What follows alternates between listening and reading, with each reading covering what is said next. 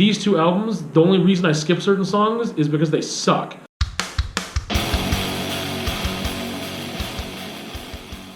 Alright, so this is part 2 of Slipknot Discography review. Check out part 1, where I review the self-titled album and Iowa. This time I'm doing volume 3, the Subliminal Verses, and of course, All Hope Is Gone. And then the third installment will have the last 2 albums. I feel like I'm going to have less to say as each one goes along, which is, again, foreshadowing on what I think of the albums. But I was actually surprised at how much I had to say when I did listen back to both these albums we're talking about today back to back. One thing that's a little bit different today is that usually I have like handwritten notes everywhere, like taped to stuff where the camera is, and I didn't have time to do that today. And I didn't want to postpone the making of the video because I was really wanting to actually put these out 1 week and then the next week and then the next week in a row, because I have a really bad track record when I make videos in parts, and sometimes there can be weeks, if not months, in between them, and I don't like that. So that's also one reason why I try to avoid doing it, because my time is limited and there's a lot of different things going on with priorities and how I use it. But let's just dive in. So, Album 3, Volume 3, the Subliminal Verses. Now, when this came out, I was in heavy anticipation. Oh man, that's the one thing I forgot to look up, was the year that these albums came out. So, let me try and vamp while I do this at the same time. So when the self-titled album came out, it was out before I even knew who Slipknot was. Iowa came out around the time where I guess my friend had introduced me to Slipknot, because it was 1999 and then 2001, respectively, for those albums. So, I did not, I was like, the albums were basically out, and I was like, I had 2 albums to listen to simultaneously. And the Subliminal Verses came out, oh, what? Hell yeah! I can't believe I forgot that. It came out on my birthday, May 25th, and it came out in 2004. So I was definitely anticipating the album. The thing, that's 2004? Is that right? It's, oh wait, no. Special edition containing bonus discs was released April 12, 2005. Okay, so here's the thing. It came out 2004. I did not receive it then. I know that for sure. It probably was maybe about another year until I got it, because I remember that I got it as a gift, and I remember who gave me that. So I, despite the fact of really anticipating the album, didn't have it for several months, if not a full year. That's interesting. I'm just reflecting on that now. Like, really? Like, because I remember just being like, man, this is the 3rd album. Like, the first 2 I listened to a lot. Last time we talked about "pain demands to be felt" as this phrase that I associate with Slipknot and what they do so well, or what they have done so well in the past on those, especially on those 2 records, especially the self-titled though. But anyway, so Volume 3 comes out, 3rd album. What the hell is this going to be like? I don't remember if I had heard singles previously or not. I don't even know if YouTube existed then. It was 2004, 2005. I got the album, like I said, in 2005. I am fairly certain. So I don't know if I heard singles or anything. If I did, it would have been Duality. I'm sure that I heard Duality within that year, and I was still excited for the album. I'm going to go through both of these albums in complete chronological order of the track listing, and here's one reason why. Because I couldn't find a great way to group the songs. I kind of went in chronological order with the other ones, kind of, but I also put them in groups. Both these albums, I can't really fit them into these groups very well, which is a good and bad thing, I think. But here we go. Starting with the Prelude. I think it's Prelude 3.0, 3.0. So the intro to Volume 3. It's the length of a full song. It's not just like a short little disturbing, chaotic intro that whatever. It's like a full-blown song, and the melody there kind of sets a tone. It's soft. It doesn't really feel dark. It doesn't really feel creepy. It's definitely not aggressive, but it is sad. Whoa, so that's a problem. Anyway, it definitely feels sad, and like I said, it sets a certain tone right off the bat. Like, oh, we're gonna have a lot of. I mean, you don't know that just by the intro, but I mean, if the intro is doing what it should be doing, which is setting a tone for the album, then I guess we would rely on that device to say, oh, this is going to be a pretty melodic album. This is going to have some really soft moments. Whereas the other intros were not full-blown songs, right? They were like snippets of like, this is dark, this is scary, this is dangerous, this is chaotic, this is filled with pain, whatever, right? Or this is just like, man, something, I don't know what's going to happen, like, but this kind of tells you this is what's happening. And again, they spent the length of a full song on this. And it's, like I said, setting a tone that is all those things. There's a lot of cleans and melody in it that does not seem dark, or it's sad without expressing pain, which is something that is going to get brought up a bunch. So that's on there. I don't want to spend too much time on any particular song here. Anyway, the blister exists. So we've got like these great snares, kind of like a marching rhythm going on that I enjoy.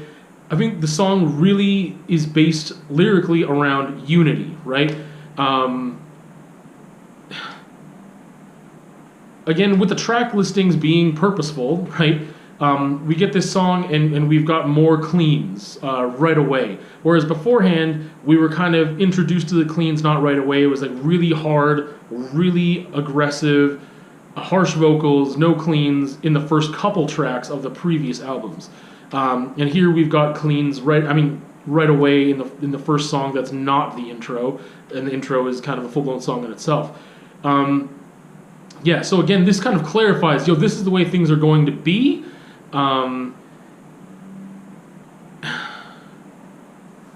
And it's just, yeah, it just clarifies things more than the intro does. I'm just realizing I'm reading my notes and I have a typo.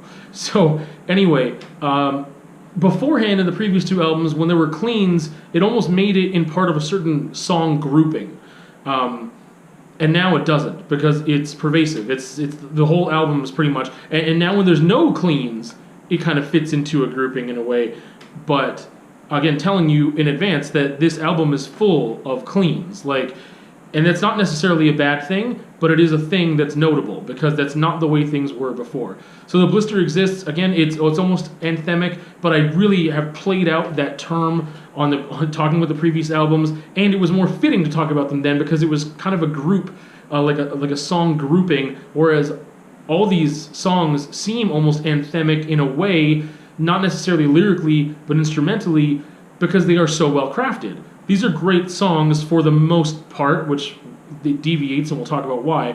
The songwriting is stepped up, and I think we see that also on The Blister Exists, that there's more controlled songwriting, but controlled isn't always a good thing either, because I think it's controlled and harnessed and pointed into a direction that is more radio-friendly for the most part, more traditionally structured, and it's not just raw and doing its own thing. Now, on previous albums, obviously they had some of those elements too, but it still worked in a very natural way, whereas this seems a little more purposeful. And again, that doesn't necessarily mean it's bad. Being a better songwriter is a good thing. Having more focus in the direction you want to go is a good thing. And, I guess going to this place right away, Slipknot is doing what they want to do. I would never say that someone is selling out unless they're doing something that they don't want to do, and it's strictly for money. But I sincerely believe this is the direction they wanted to go in, and we'll continue to explore why. So 3-0. I have a note that says it all comes together quick. We've got harsh vocals, we've got cleans, there's a little bit of a rapping cadence, but it's in a guttural way, so it's really not the same. And this is kind of, I guess, the only time where I really get a nod to the nu metal kind of label. This album, they've completely shed the nu metal, like it's gone. That's how I feel. because of the instrumentation, because the cadence that used to be like more rapping. Now there is a certain vocal cadence here that happens that is like spoken word and very quickly and not necessarily sustained notes, whether it be with screams or with cleans, but it doesn't feel rappy. So I really feel like that's just completely dropped. They've got these super thick, groovy riffs on this song. It's the second song in, and again, once again, we see excellent songwriting happening. That we feel like this is going to be the norm. Like, we are introduced to the album in this way for a reason, and strong songs. So definitely, you know, 3-0 just sheds that new metal skin completely off. We assume, you know, that's the way it's going to be, because this is the closest thing to it, and it's not it. It just doesn't fit in there anymore, which I think is a good thing. Then we get to Duality. So I'm calling Duality the Wait and Bleed of the album, or the Wait and Bleed for a new generation. I really enjoy the song. I feel like it is lyrically much more pandering, much more open, much more... pandering is the wrong word, but it is more palatable. It is much more vague in some areas, whereas Wait and Bleed still, even though it was like the anthem, or like, and that's the thing that, like, if there's any song on that first album that someone who's not really into metal, or not a very dark person, or definitely not into Slipknot or those other songs, that is a song they could latch on to wear as like some badge of edginess. To be like, oh yeah, I listen to Slipknot, and that's the one song they have, but really they're just like the most basic person ever. Yes, judgments all around. So this is like the Wait and Bleed of this new era. Duality. Wait and Bleed still had more detail and personal tones to it. I feel there was more sincerity, I believe. And I have a really hard time when I'm a very judgmental person, and I'm calling things like I see it, which is a horrible phrase that I hate. But I mean, I am taking things in, and especially in the context of being a fan, and reflecting on them and expressing my feelings about them. And I feel, and this doesn't mean it's the truth, but I feel like there was a shift, and I feel like on this album, it seems a little less close to the chest. It feels a little more distanced, it feels a little more vague, it feels a little more, for radio, almost the majority of the album. It feels a little more like, hey, we've gotten a certain amount of play as a band, we've gotten bigger, we are playing, you know, arenas now, we have arrived onto the future. We have arrived to a place where there's certain expectations, and we want to try something different, and we do want to evolve, and this is the direction we're going in. And I think that I keep talking about, you know, the songwriting is very purposeful and structured and organized, and I don't know if I want to say masterful, but I mean, like, it's great songwriting, and the songs instrumentally with no lyrics or without any vocals are friggin' fantastic songs, and you can see the evidence of that. But again, those by themselves point in a certain direction, and then when we have the lyrics and the vocals, then we've got something else too. But yes, Duality. It's like Slipknot for radio, but again, still enough edge and aggression and seeming sincerity to be this perfect mix that people can latch onto. Now, I like that song. It's not that I don't like it, but I am seeing it from a different perspective as well, that it just doesn't feel as close to the chest, as raw, as specific, and therefore, to me, it doesn't feel as honest as, you know, Wait and Bleed is still that one that I have, like, contention towards it, because it's like, yeah, that's the song that you know, like, whereas, yes, I do enjoy that song, but I almost have, like, hate for it just because of, like, people that are not fans that want to claim, like, fandom based off the fact that they think that they can be edgy by saying they like this band because they know that one song. And this is that of the new generation. It's Duality, right? It's such an anthem, and it's great. I think it expresses stress and it expresses anxiety, but it doesn't express pain.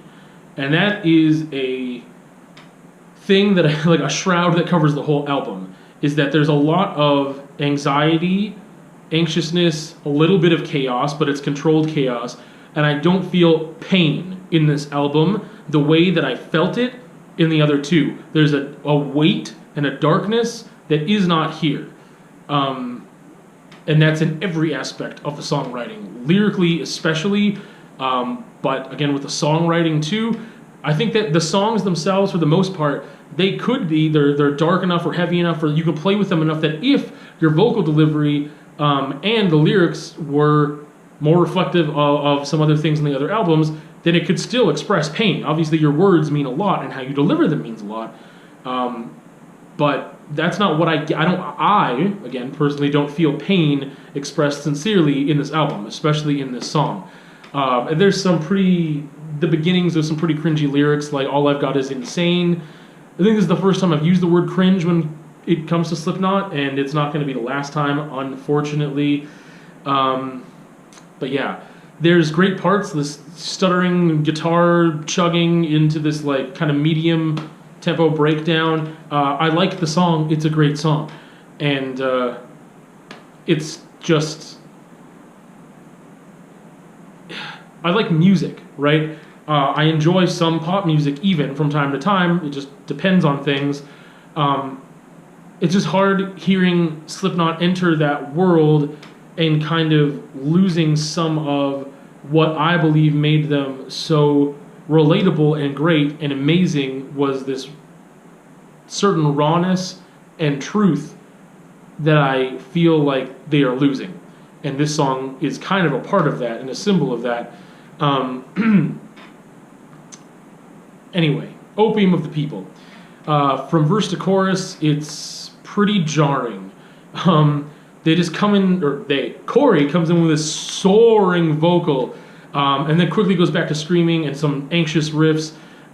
It's still a pretty structured song. Again, it's a good song. I believe almost every song on this album is like well written, but it's hard to say that it's forced, but it's jarring to hear when they've got way more cleans, and the way that they're presented, like sometimes is just like harsh vocals, clean, like in the chorus, like that. Like it's really jarring when you hear it. Circle, acoustic, it's actually a little bit creepy. It kind of feels to me like a poem. It's got kind of like this sound of almost like flies buzzing in the background.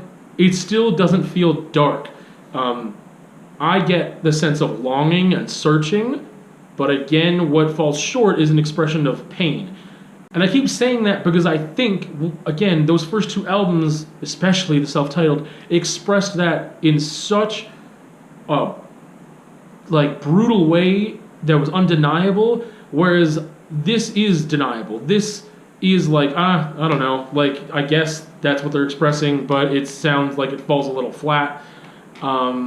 So this is, previously this would be one of those like deep, dark songs that would be slower and whatever. And again, it's got a little bit of creepy factor to it, but it falls flat, I guess, in expressing actual pain. There's a longing and a searching going on, but it doesn't feel very dark.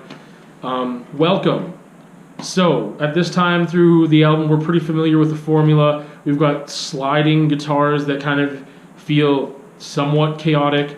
Again, there's this certain cadence that would have been like more of a rapping cadence, but I feel like it's gotten away from that, but it's not a regular, singing or screaming cadence that we've grown to expect from those other vocal deliveries. It feels like structured anxiety. There's some pretty sick solos on here, so that is, another thing that is great about the song. I say another thing, but probably the only thing that I mentioned about the song that I feel is really great. Again, it seems at this point where I feel like I said, I feel like we're familiar with the formula now. Like, it seems like there is a formula, and that's unfortunate. Then we come to Vermilion. So, Vermilion.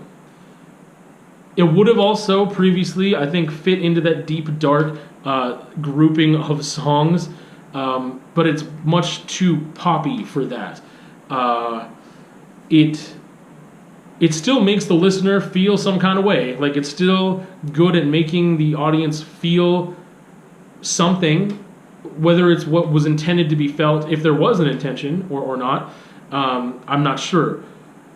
But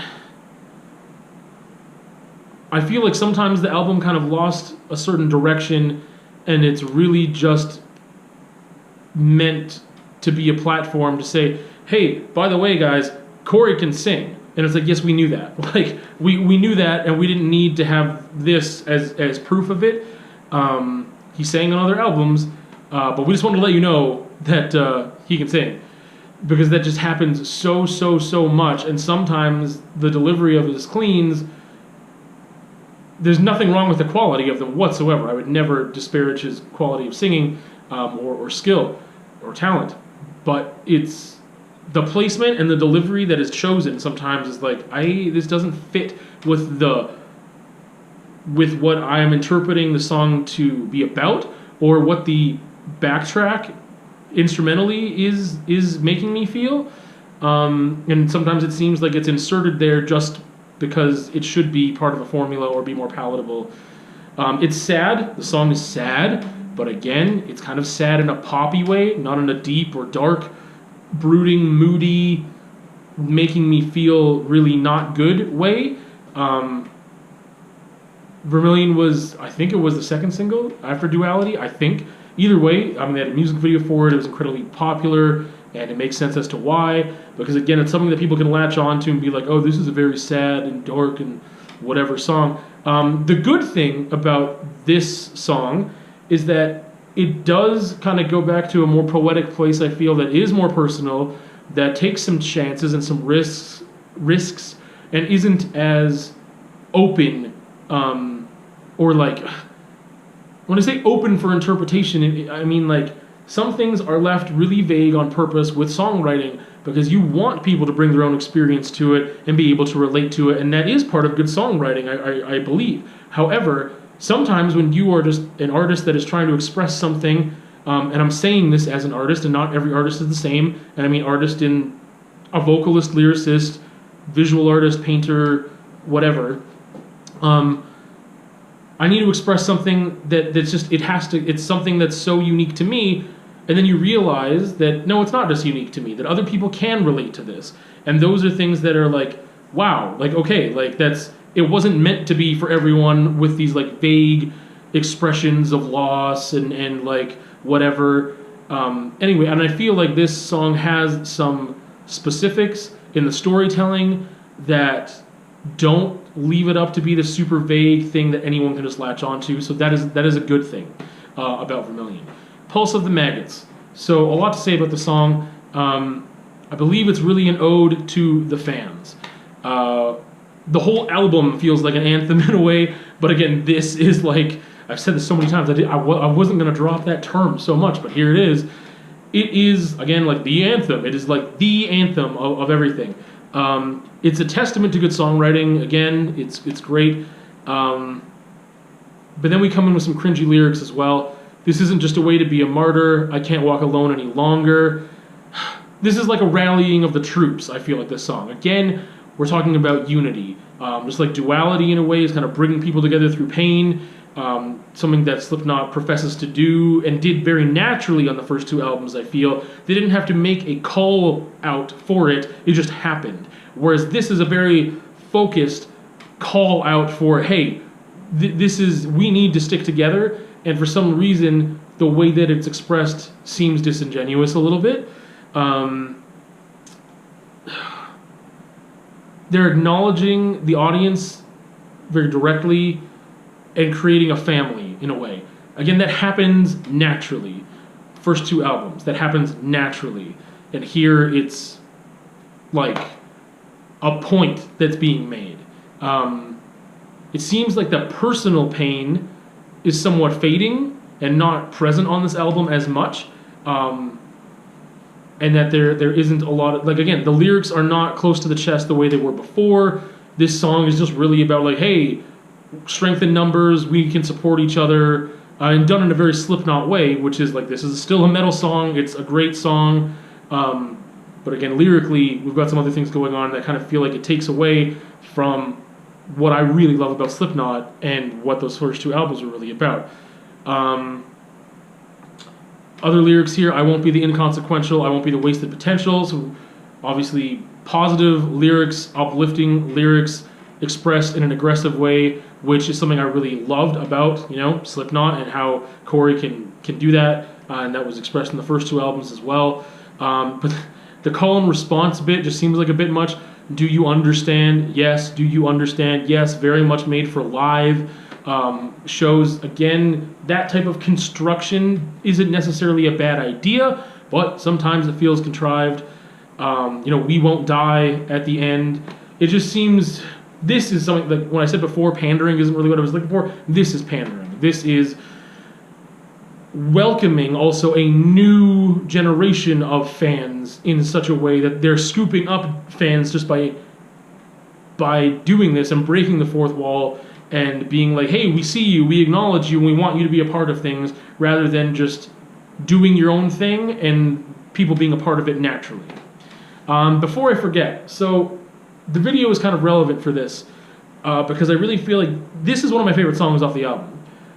In some ways it just feels like a really good hard rock song, or just say a really good metal song, but it is stripped down a bit, and that's reflected in the video too, where we've got a peek of the 9 without their masks in a way. Again, like a peek of what's going on in like a jam room type scenario where they're not wearing the coveralls, they're not in mask, they're not being the 9, and it's a great fucking song. But this also plays to a certain amount of fame and popularity that they've gained, and I don't know, like it seems like a bad step to want to get away from the mystique, because the 9 at this time, we still have the original 9, like, and if you don't know anything about Slipknot, I mean, that's foreshadowing that now we don't. Multiple members are gone for several reasons, but there was this thing of just like the 9, and having this mystique of not necessarily knowing what they all look like, whatever else, and we've got shots of bare skin and tattoos and whatever else going on here, and like I think there's I haven't watched the video in a bit. I think there's a shot of a mask maybe on the floor, but I don't remember, like things are blurred out and whatever, and you can't see their faces in it, so it's kind of just like, it's so pointedly saying, hey, we're not going to actually show you our faces and stuff, but we're people too, and we are, like, it just strips away that image, which sometimes would be a useful device and a good thing to be like, hey, I'm just like you. But it was already clear you're very human and you feel pain and everything else, and you're not necessarily on a pedestal. I don't think that was the purpose in doing this. But I also think, like, in terms of the message they were bringing, and also even just entertainment-wise or whatever else, this just seems like a weird little misstep. And I don't know, I could say things about it lyrically too, but I mean, I think it's a great song, and if this wasn't a single, it should have been. I just can't remember. It's one of my favorite songs on the album. It's a good song, but again, with that, and again, the video is a little bit relevant, which it's weird, it shouldn't be, because we're talking about the album, but I'm bringing it up anyway. Vermilion Part 2. So, I made a note here, like, the only misstep, which is just not true. It's even more acoustic than the first one. Why? Just why do this? It's a nice song. I don't feel like it adds anything, really, except it's too much now. Well, we've already got Vermilion. Let's just deal with that. And you're adding this Part 2 now for why? If it was like an immediate extension of the first song, and the song was like a couple minutes longer, that would be the only way I could fit part of the song into the album and make it feel like cohesive. But this is just like, hey, remember Vermilion from like 4 songs back? Well, here it is again. It's just slower. Like, it's not even like bonus content, like a secret track at the end of the album, or like whatever. I can think of, I don't know. It just doesn't, I don't get it. I don't feel like it adds anything. I feel like it's not so incredibly drastic from the original version or Part 1 or whatever. And lyrically, aren't we just repeating lyrics from the first one, if I recall? Anyway, The Nameless. This kind of recalls Pulse of the Maggots a bit, and then kind of like vocally, brings back Vermilion, not lyrically, but vocally. There's some patterning and stuff that's reminiscent of that.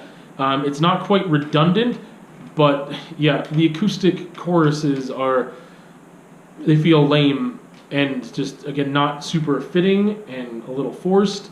The Virus of Life. The Virus of Life is a cool interlude, but it's a full-blown song. It would have been a cool interlude or outro or something, but they just made it a full-blown song, and I feel like that was unnecessary. It seems weird and awkward. It could have been a way to exit the album if they had made some different choices with it, because it's got some really cool parts to it. And the last song, Danger, Keep Away. It sounds like a really, really long outro. There's no need for this to be a full song. It just doesn't, again, it feels awkward, it feels weird, and not in a good, weird way.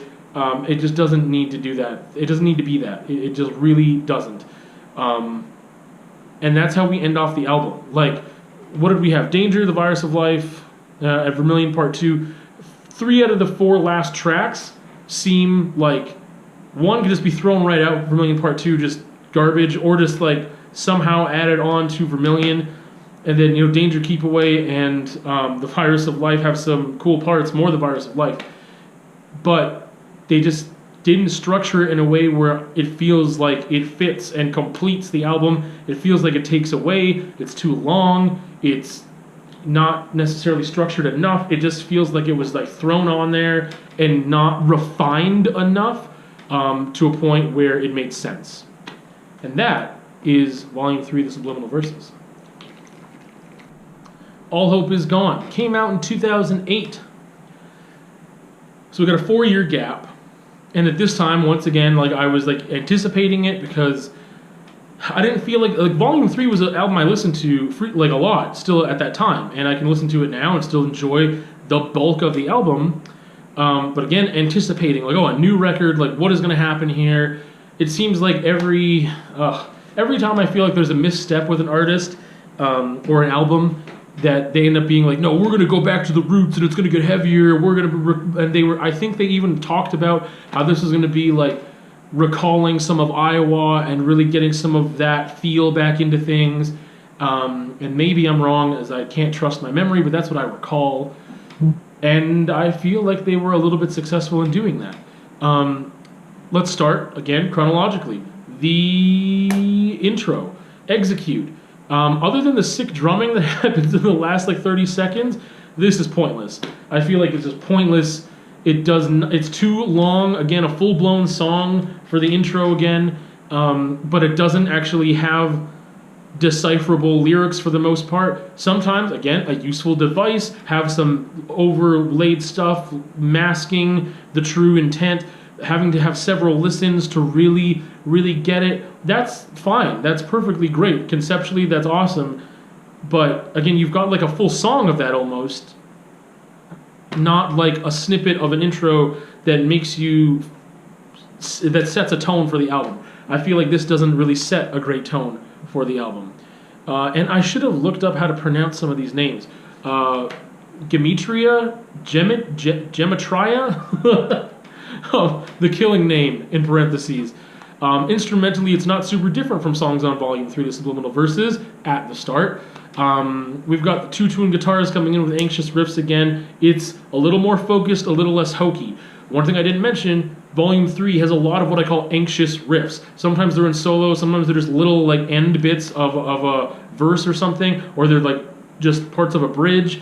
They sounded super good, but they sounded like, I said here that they're a little more focused and less hokey. There, they sounded very structured, but in a contrived way. This sounds a little more natural. Again, focused, but like it naturally fits the song a little better. On Volume 3, when sometimes that happened, it sounded a little hokey because out of nowhere we'd get like soaring vocals that didn't seem to fit, which I should have just mentioned for Volume 3.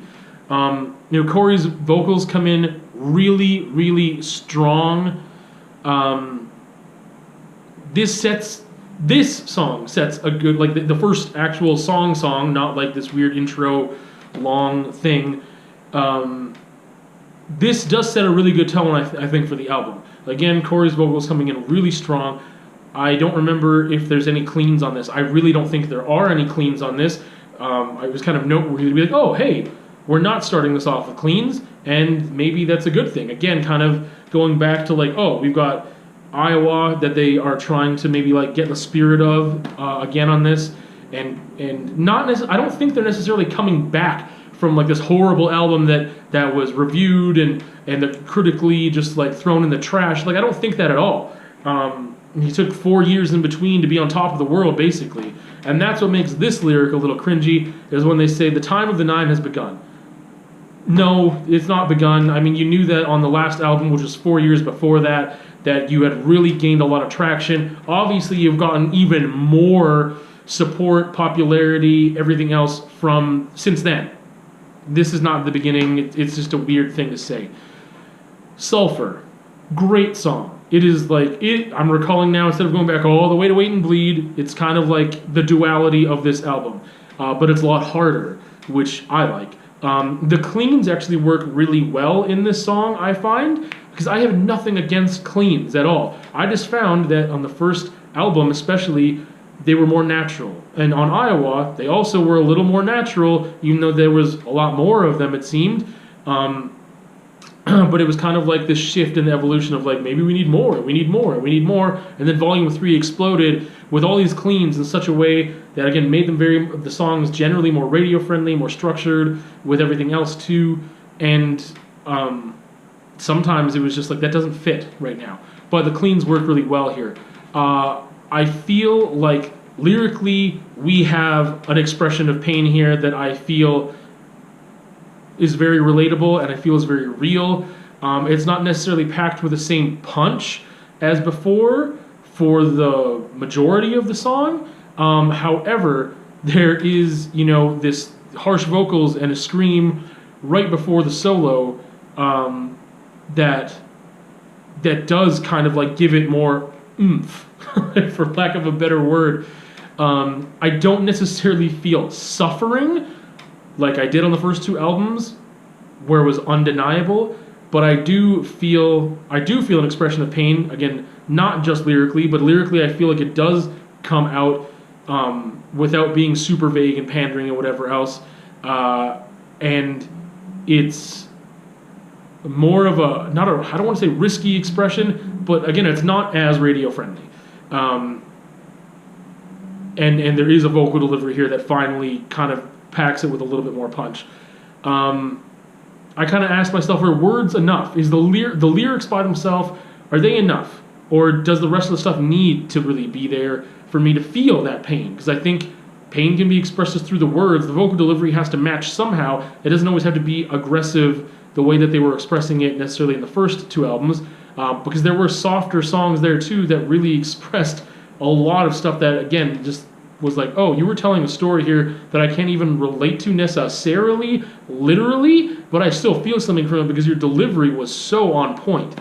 Anyway, and then they send it home at the end with this great breakdown and a long scream backed by the keg hits. Again, really great songwriting. Feel like this is a great single from the album that actually really, really works. I mean, Duality really works too. But this seems a little heavier and a little more like, oh, they are bringing back some of Iowa. Then we go back to back. We get Psychosocial. A little less angry and a little more pop. It's kind of got a sing-along quality a lot of the time. Again, for people who couldn't necessarily handle early Slipknot in its rawness and most honest forms, this is a very palatable, accessible song that still has some edge to it. Other than the bridge, I guess, which kind of goes off course a little bit in a good way. But even that is a little bit familiar. Again, great songwriting, good song.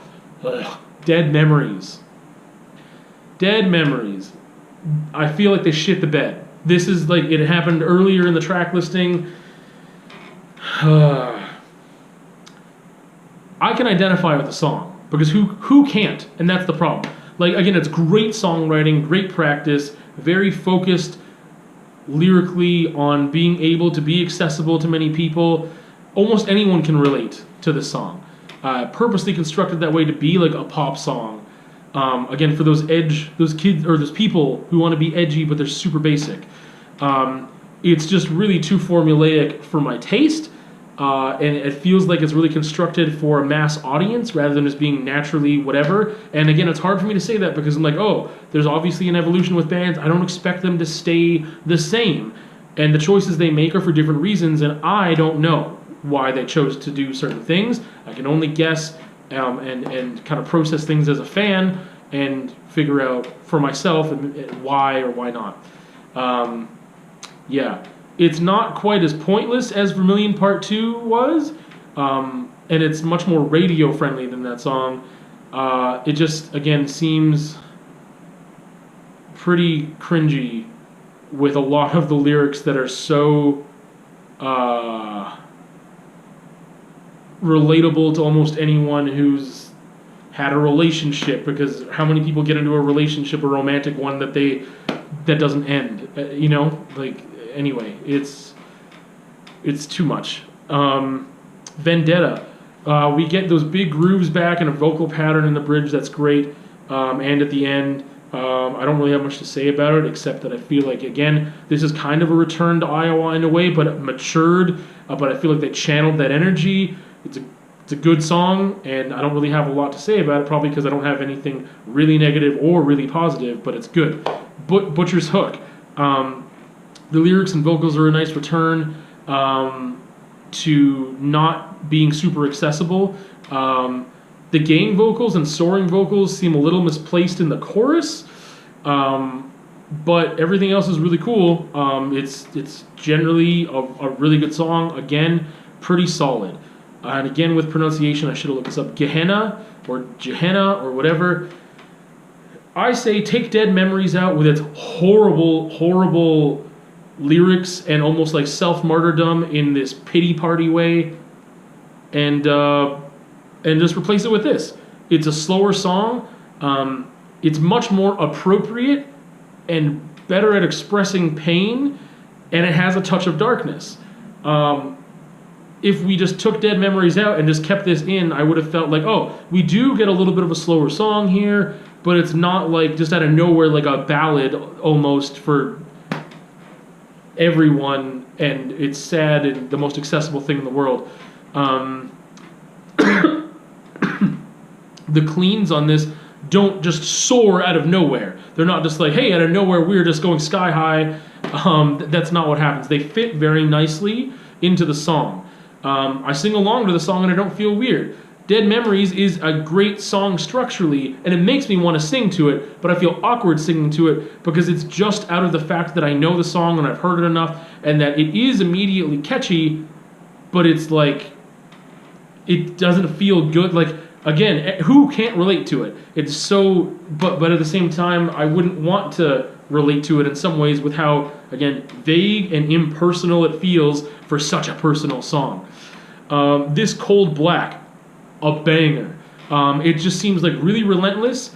Again, I'm comparing Slipknot to Slipknot, so that's always awkward and weird because the first two albums seem such a world away from the two albums that came after it. However, this one is a little more reminiscent of Iowa, like I had mentioned. But yeah, This Cold Black is just a relentless banger that just, it's a freaking great Slipknot song, and is a little heavier than what we had seen on Volume 3. Wherein Lies Continue, another great song. The cleans are a bit much sometimes, but it doesn't feel super out of touch with the spirit of the song, which again is something that I complained a lot about on Volume 3. Snuff. Oh, Snuff. This sounds like a Stone Sour ballad, and not in a good way.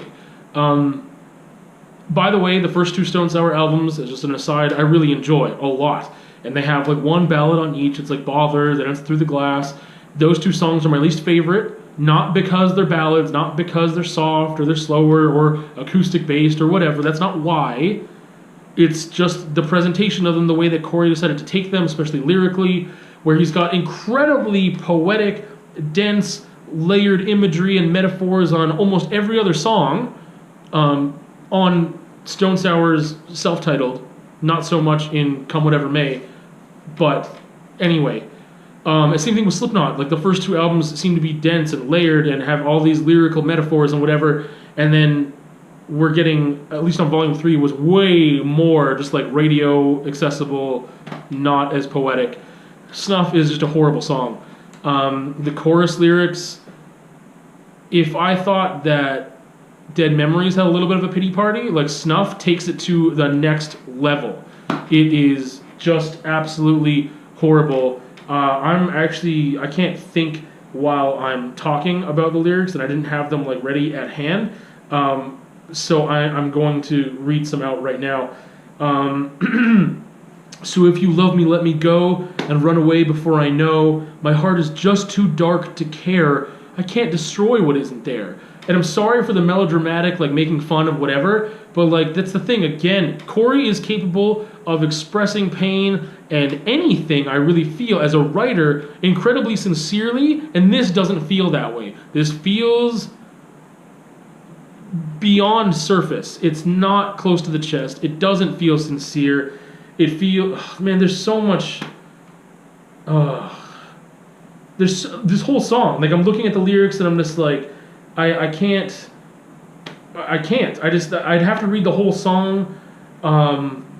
You know, the thing like, oh, I only wish you weren't my friend and then I could hurt you in the end.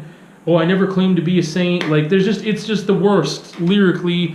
And again, instrumentally, it does what it's supposed to do. It evokes emotion, but the lyrics are so shallow and derivative, it's just not worth listening to. The instrumentation, again, is doing what it's supposed to do. It almost makes me want to cry, but at the same time, because the lyrics are there, it makes me roll my eyes. So not a good look. No good. And then we get to All Hope Is Gone, the title track. One of the better tracks on the album, definitely in the top half. Again, it doesn't really let up. It's just kind of a banger. It's good. No cleans on it. Again, it gets groovy and anxious guitar work in there in a very natural way. Some good chugs. Just a banger of a song. A good song. And here's where things fall apart again, and the wheels come off, and we are off the rails, and it's horrible. Child of Burning Time. It's catchy. It feels like Stone Sour type of catchiness from like the third album on, and why I stopped listening to them. It's the lamest Slipknot song I can think of at the moment, or up to this point. 4 albums worth of songs, 4.5 kind of with a demo, and I can't even, I was gonna say, I can't even look at you while saying it. It's catchy, but that doesn't mean anything. It is lame as fuck. It is like just one of the lamest.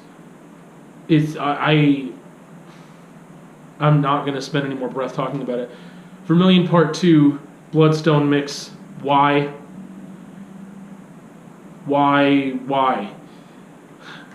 The very end, Till We Die. If you cut the verses out of this, you could have a good outro. The delivery on the verses are so cliche. The backtrack, like the instrumentation, is actually kind of lackluster. And you should just end the whole album on All Hope Is Gone. That would have been the natural thing to do. That's just where it should have ended. And the thing is that my version of the album might have been a re-release or something that had like these bonus features or something. I probably should have actually checked that. But I believe that Till We Die was on the original, thing, the original album release. I am checking right now. Oh, yeah, see? John being an idiot. Child of Burning Time, Vermilion Part 2, Till We Die. Apparently, yeah, that is some extra stuff. So excuse me. Either way, it being extra stuff, it's not good stuff. Don't put it out there. The original album released in its original intention and format, All Hope Is Gone being the ender, good. Thank you. You still need to get rid of a couple tracks there and change some things up to have a really solid album. The thing is, I feel like I skip more songs on All Hope Is Gone than I do on Volume 3. But the songs that I enjoy on All Hope Is Gone are more enjoyable than Volume 3. There's one commonality between these two albums, or more than one. But there's one right now that I really want to point out, and that is that lyrically, I really feel like things dropped off. I really feel like the majority of time, the poetic nature is gone. Again, the layered lyrics, the metaphors, the intensity sometimes is just not there. But again, there's some, like, that's always something that's been inconsistent, even in the first two albums, but inconsistent in a consistent way. There are times where Corey, again, doing things in a structured way, doing things purposefully, says things very bluntly and pointedly, and they don't have to be poetic and flowery. They don't have to be, and they're not sometimes. Like, people equals shit. Like, sometimes that rubs me the wrong way, and it's not like the best way you could say it or whatever, but sometimes it's perfectly suiting the song, and it is powerful in being so stripped down. But for the majority of time on both these albums, it's not powerful. It is stripped down, but it's not powerful. It's purposeful. Again, Slipknot doing what they want to do. One of the things I love about the band is unapologetically being themselves. However, especially on Volume 3, it doesn't feel like they're being themselves. That's a stupid thing for me to say because I'm not them and I recognize that. But it just seemed, the feeling I get from it is one that is not going to be, I don't remember what I was saying. The feeling I get is not one of as much pain, suffering, just raw feeling. These songs don't demand to be felt for the most part, and that's disappointing. Again, with a band and you've got their evolution and things happen, saying that you're disappointed by them means that you had expectations. Again, I recognize that. I definitely had expectations, things that I really loved about the self-titled album that did somewhat continue on the second album, because there's still a lot of great poetics on, like, lyrically within Iowa for sure. And they took a lot of risks on the title track Iowa being what it was. That to me is a risk. That is something that they did not do ever again. Those softer, deep, dark songs that are on, especially the self-titled, but I mean, whether it be Gently or, why can't I think of names of things right now? But on Iowa, like, man, I can't think of the names. Anyway, those are dark in a way that I don't think they ever went back to, ever. But especially on these two albums, they don't go there. They don't go there at all. They're slower songs that are supposed to be more obviously painful or express suffering in some way or desperation. The desperation shown here is laughable. The desperation isn't, I mean, it's also not telling the same story from a different perspective or point of view like they were doing in a way creepier or more dangerous way on those first two albums, because you could say they're more closer to the chest and they're very personal, like on Snuff or Dead Memories, but they come off hokey. That, again, like, for a band like like, that's just not, no, it's something that I expect, you know, pop acts to do. That's why they're pop acts. And they're, I don't know. There's just a way to be, I don't know. I don't want to compare to Nine Inch Nails. Trent talks about writing pop songs. That's what I do. I write pop songs. But he's been able to do that, and I feel like maintain a certain amount of sincerity, because I don't really feel like he has gone to the deep end in such a way of catering, pandering, being super crazy accessible just to do it. I don't really know why, again, Slipknot has taken this route, and I can't say, like, yeah, I don't know why. I can still listen to these albums, but that's part of the problem, because the first two albums are very difficult for me to listen to sometimes, depending on the song, because they are so powerful that they'll bring me to a place I don't want to be in, that I can't get away from it. These two albums, the only reason I skip certain songs is because they suck. Not because they're so strong that I don't want to be in that place and it's going to drag me back to this place where I feel pain that I'm not ready to feel. Yeah, that's it. That's all I have to say. I have more to say than I thought. Going track by track, you know. Again, I don't want to do like the biggest deep dive in the world on every song, or, you know, but I thought I'd have another way to wrap this up. But part of me is just, you know, I'm processing how I feel about these albums right now too, while talking about it, and before, while writing notes and listening and re-listening. They're still good songs. I mean, I have All Hope Is Gone on vinyl, and now the thing is that now I wish I didn't, because like there's like, oh man, like I have to skip these. I mean, I'm in a different place than I was when I first heard the album, but those songs still stuck out to me then. Again, Dead Memories and stuff specifically really stuck out to me then as songs like, I can't listen to this. And it's not because it does an amazing job of making me sad. It makes me sad because they're masterfully written instrumentally to evoke these things that we have culturally, whatever, certain notes, certain rhythms, certain whatever, do certain things, and they recognize that and have used that. But lyrically, ugh,